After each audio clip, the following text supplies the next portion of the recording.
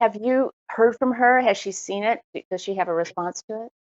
Yeah. Okay. So then there's a few more. I mean, do you want all the Ferrante touchstones? I mean, they were far and few between, really. But she wrote me then this piece in The Guardian, just a short little piece. She writes like a couple of paragraphs in The Guardian. She used to. I don't think she still does. Every week or every few weeks. And it basically said, um, uh, uh, it's very important to her that the movie be good. And she knows that the only way it will be good is if it's mine. And so she wanted to offer me freedom to express myself through her work, as difficult as that might be for her, since she cares about her piece of work too. She said women have been too long kind of she calls it the male cage, put inside the male cage. And she didn't want to put me inside of any kind of cage. And I really took that to heart. And that Guardian piece coincided with the end of my first draft. And I had given the script to two people, Amy Herzog, who's a great screenwriter, who's my age, who I've worked with, and my mother, who's also a screenwriter, who I have a lot of respect for. And they both gave me the same note, which was, and I won't give anything away because I don't know if the people here have seen the film, probably not. But there's a big reveal in the movie, and originally it happened much earlier, which is where it happened in the book. And both of those screenwriters said to me, "You got to move it back. It doesn't work where it is in the script," which had basically, and they were right. It took me a minute to acknowledge it, but they were right. And so that kind of blew up the structure of my script, moving this big reveal. So my script was kind of in tatters on the ground when I got this note, this Guardian piece.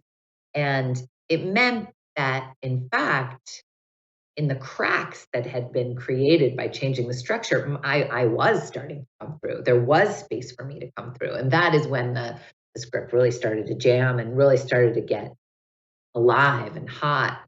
Then I gave the script to Ferrante when I finished, when I was really pleased with it and ready to go. And she was wonderful. She heard it, she saw it. I made a huge change. I made many, many changes, but a major thing is that the last line of my film is basically the exact opposite of the last line of the book, although I think they mean the same thing. And she said, "I see what you did with the ending, and I love it." Um, and then, yeah, she wrote this piece in the New Statesman. She saw the film just a couple of days ago, and she really loved it.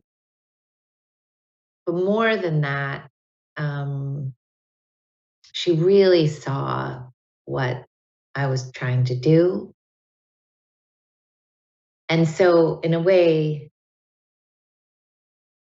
it's like, in some ways, she's the one I made the movie for. And then on another level, I made the movie for also uh, all the people who never were going to read Ferrante, who are like, that is not my thing, but who might appreciate hearing the things that she offered me. And actually also all the people in between. But in some ways, I'm like, her understanding and hearing and really seeing what I was doing. And